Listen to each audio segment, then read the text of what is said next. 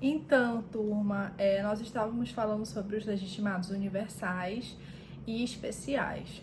Os legitimados universais são aqueles que não precisam demonstrar interesse de agir ou pertinência temática ou porque essa norma que está sendo impugnada afeta suas atividades, porque as suas atribuições por si só, elas já está implícito que dentro das suas atribuições tem ali o dever de defender a Constituição.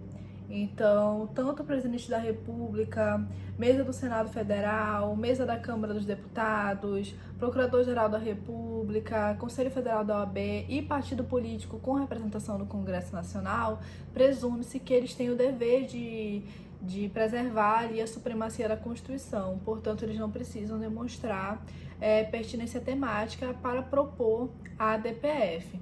Já os outros legitimados que nós acabamos de ler, eles precisam demonstrar de que forma aquela norma está afetando as suas atividades e os seus interesses. Então, não basta que eles simplesmente existam e possam ali ajuizar uma DPF contra uma norma, uma lei municipal, estadual, distrital ou federal que esteja contrariando a Constituição, no caso um preceito fundamental, ou então uma norma pré-constitucional, porque eles precisam mostrar onde que esta norma que está sendo impugnada afeta seus interesses.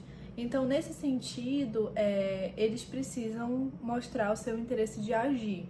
E quem são estes? Mesa da Assembleia Legislativa ou da Câmara Legislativa do Distrito Federal, desculpa, governador do estado ou do Distrito Federal, confederação sindical ou entidade de classe de âmbito nacional. Essa explicação que eu dei para vocês podem memorizá-la tanto para a ADI, como para a ADI por omissão, como para a DPF, que a lógica ela vai ser a mesma. Além disso, gente, esse rol da Constituição, ele também é taxativo em relação à DPF, ou seja, existe uma jurisprudência do Supremo Tribunal Federal que fala sobre isso. Por mais que eu esteja ali lidando com o preceito fundamental, o rol ele continua sendo taxativo, ou seja, o particular, né, uma pessoa física ou jurídica não pode ali ajuizar ou propor a DPF. Essa jurisprudência está no nosso material. Agora a gente vai falar um pouco sobre a parte do processo, os requisitos da petição inicial e as características da ação.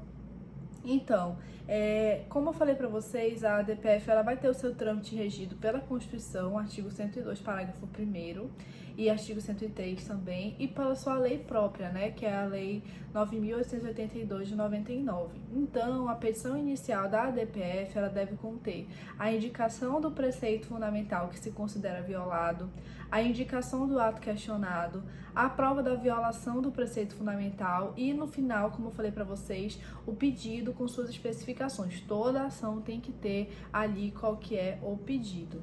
Além disso, se for o caso, também deve ficar comprovada a existência de uma controvérsia judicial sobre a aplicação deste determinado preceito fundamental que se considera violado. Além disso, gente, como existe essa questão dos legitimados especiais, estes legitimados especiais devem também estar ali acompanhados de procuração. Agora, turma, a gente vai conversar um pouco sobre o trâmite da DPF. Vocês lembram que eu comentei no início da aula que aqui os prazos eles são um pouco mais curtos, ou seja, o processo tramita um pouco mais rápido, em virtude de nós estarmos lidando com preceitos fundamentais? Então, a gente vai falar um pouco sobre o trâmite. No caso, aqui pode haver pedido liminar, ou seja, o relator, no caso de uma liminar, deverá ouvir os órgãos ou as autoridades responsáveis pelo ato questionado, assim como o advogado-geral da União e o procurador-geral da República, no prazo comum de 5 dias. Aqui os prazos eles são mais rápidos. Apreciado o pedido liminar, o relator então vai solicitar informações às autoridades responsáveis pela prática do ato questionado, também no prazo aqui de 10 dias, também é um prazo mais curto. Decorrido esse prazo das informações, o MP, caso não tenha sido autor da ação, terá vista do processo somente por 5 dias após o decurso deste prazo para as informações. E decorrido todos esses prazos que eu falei para vocês, o relator vai então lançar um relatório com cópia para todos os ministros e pedir uma data para julgamento. Agora, gente, a gente vai finalizar falando um pouco sobre os efeitos da decisão do Supremo Tribunal Federal. Primeiro, que a decisão sobre a ADPF ela só pode ser proferida se estiverem presentes na sessão pelo menos 2/3 dos ministros, ou seja, 8 membros.